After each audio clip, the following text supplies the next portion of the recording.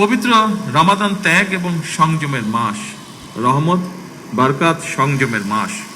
অথচ অপ্রিয় হলেও সত্য, রমাদান মাসকে আমাদের ভেতরে কেউ কেউ লাভ লোভ মাস হিসাবে বানিয়ে ফেলে।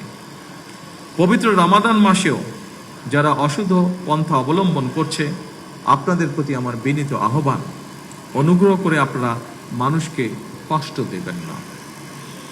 সম্মানিত আলেম ওলেমা মাশায়েখবৃন্দ, ইসলামের 5টি ভিত্তির আরেকটি হচ্ছে জাকাত, যেটি অত্যন্ত গুরুত্বপূর্ণ। দেশে জাকাত ব্যবস্থাপনা নিয়ে আমি আমার একটি চিন্তার কথা আপনাদের সঙ্গে শেয়ার করতে চাই।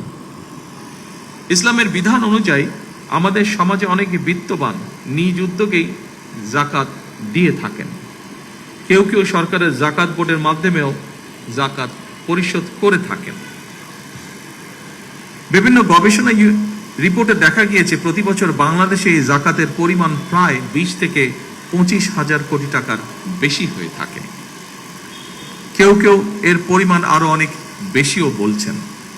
তবে সুপরিকল্পিত এবং সুসংগঠিতভাবে জাকাত বন্টন না করায় বিত্তবান ব্যক্তির জাকাত আদায় হয়তোবা হয়ে যাচ্ছে, কিন্তু জাকাতের অর্থ দারিদ্র বিমোচনে কতটা ভূমিকা রাখতে সক্ষম হচ্ছে, এটি মনে হয় একটি বেশ বড় প্রশ্ন। যতটুকু আমি জানি, অবশ্যই এখানে বিশিষ্ট আলেম ব্যক্তিবর্গ বসে আছেন, ওনাদের তুলনায় এই ব্যাপারে আমার জ্ঞান খুবই সীমিত। যতটুকু আমি জানি, জাকাত দাতাদেরকে ইসলামী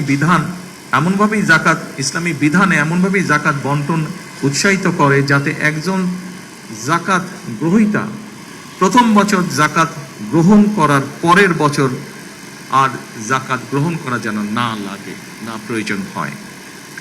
বিশেষজ্ঞগণ বলছেন, পরিকল্পিতভাবে জাকাত বন্টন করা গেলে দারিদ্র বিমোচনে জাকাত একটি যুগান্তকারী ভূমিকা পালন করতে পারে বাংলাদেশের দারিদ্র বিমোচনে।